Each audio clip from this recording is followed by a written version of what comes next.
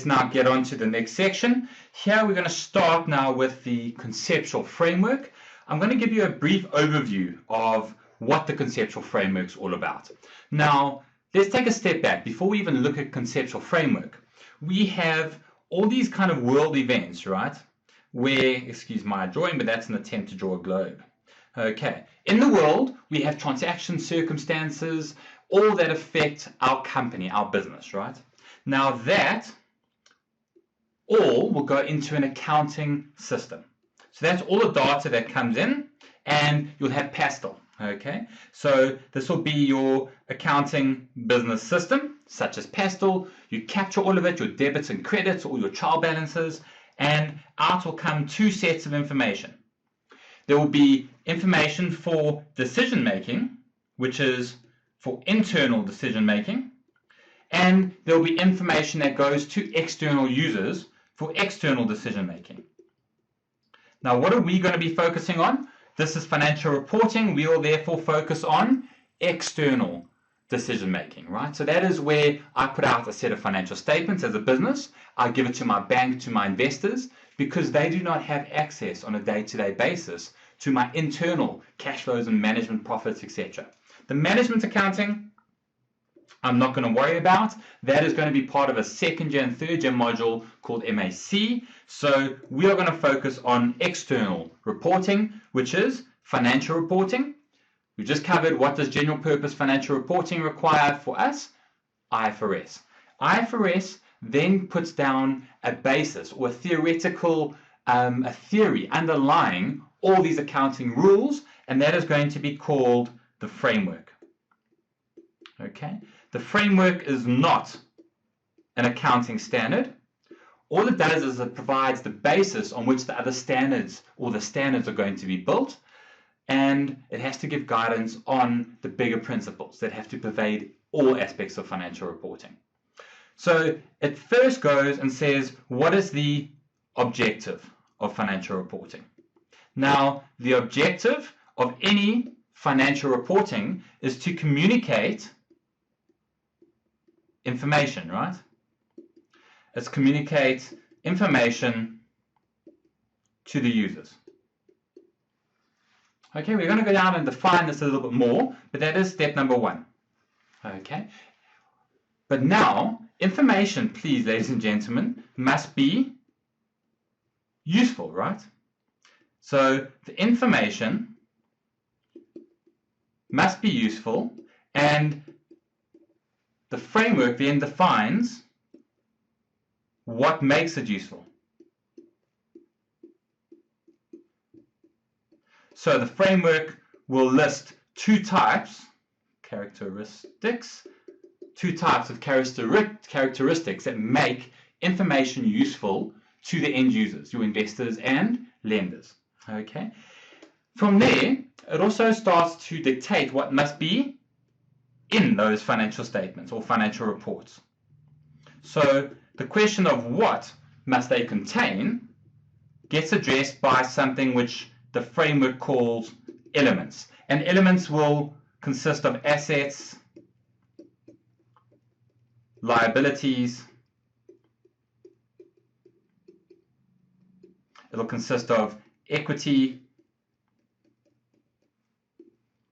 and income and expenses. I'm going to go through and define all of those and spend a lot of time on the what in a separate video. It also tells us when we can go and put these things into the financial report. So the when is addressed with certain recognition criteria, and those recognition criteria for assets, liabilities, it tells you when you can put those in, requires some type of estimate of an amount, and it requires that future benefits or future outflows, assets and liabilities, are probable. Okay, again, we're going to deal with that in more detail later on. Last up, then wants or should address how to measure those elements. Here, the framework falls horribly short. The framework does list 4 types of measurements, but it's actually never really addressing this is how we account for things. Here it's going to say rather go and look at the individual accounting standards for property, plant and equipment, for inventory. How do you measure those separate things? Well, let me give you a little write-up, a little standard or a little set of rules for each of those. That's what the accounting standards is all about. So the framework puts out the basis for these first ones. It tells us the objective is to provide information, what makes the information useful, and what must that information contain. Now, all of this is going to require two assumptions. It requires that financial reporting is done for companies that we expect to keep going for longer than 12 months. Okay, that was what we'll call going concern, and we have to assume that we don't use cash basis. We don't record the movements to income and expenses when cash is received or paid. No, we put it into the statement of profit and loss when it accrues to us or it accrues to someone else, right? So we'll put revenue and expenses into the period in which it is earned or spent. Okay. Basic overview, let's get into some of the theory now. So important that we're going to look at objective, qualitative characteristics, i.e. what makes information useful. We will discuss the accrual basis and going concern. And these last two elements and recognition criteria are going to be done in a separate video. Briefly, we've said an overview of what an objective should be in a framework. The IFRS framework is very specific and defines this down in quite a honed manner. Okay, so let's have a look at this now. The objective of general purpose financial reporting is to provide financial information about the reporting entity that is useful to existing and potential investors, lenders, and other creditors, people who are providing money to us, really. And what is that information going to be used for? Well, it's used for those investors and lenders to make decisions for themselves about whether or not to provide resources to the company. So whether they should lend or invest in their company. Okay, so that's the objective. It's a lot narrower than it used to be. We used to have a separate framework called also the Conceptual framework, which was done in 1989. And from 2010, we are replacing that old framework with a more up-to-date framework. This objective is part of the new framework called in 2010. Okay, it's been a lot more specific than the old objective was.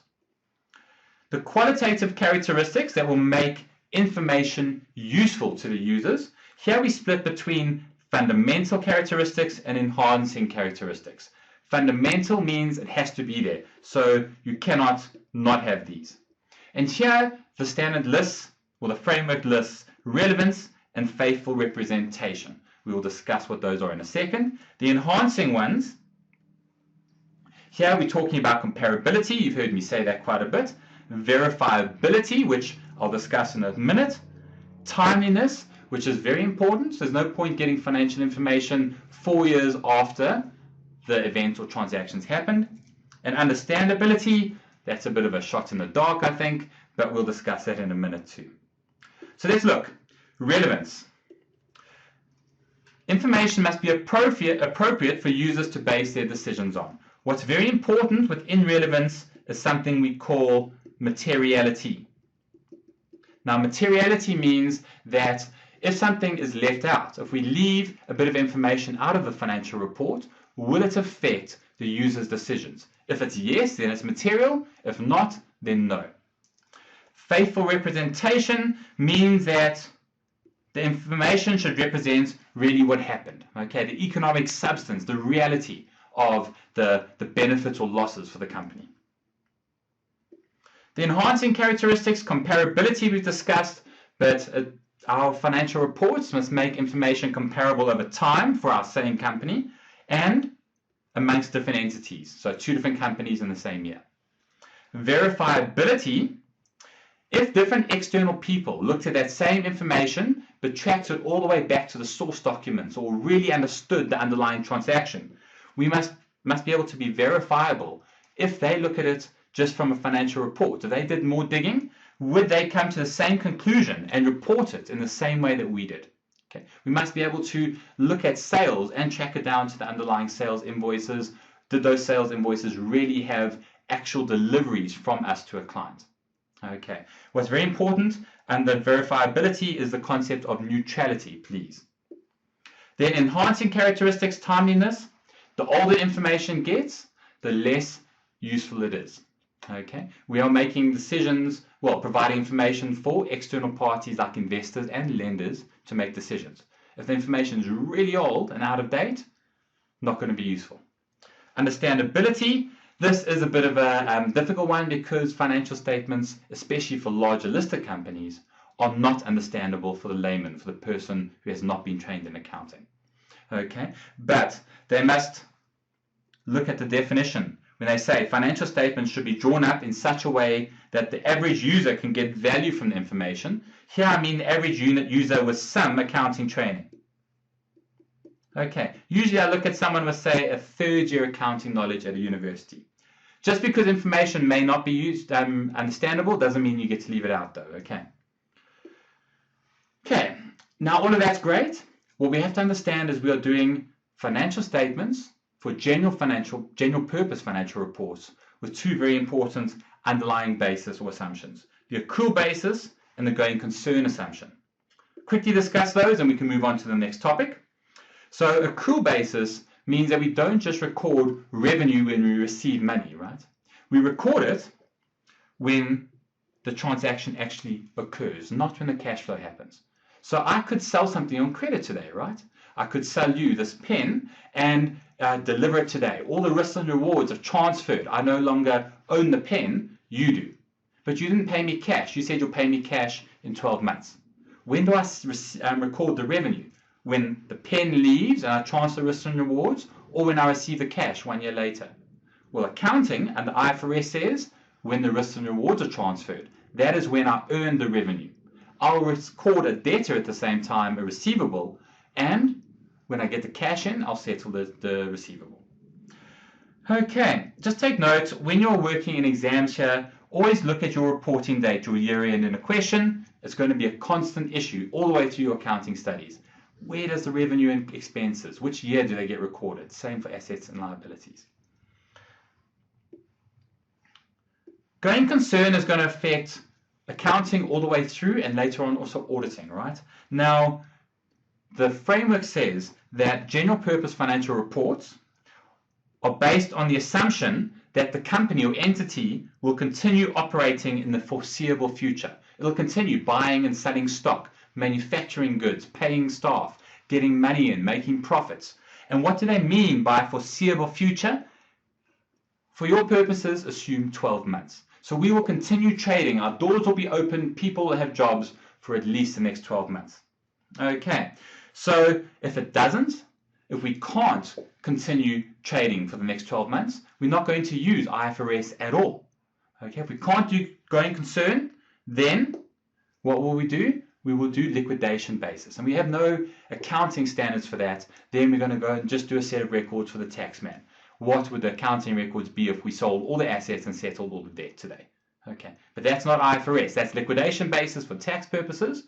If we are going to continue as a going concern, you will use IFRS. Great, guys, thanks. The next video is highly vital. You need to know the elements, definitions, and recognition criteria. So please watch the next video with pen in hand and get ready. Thank you.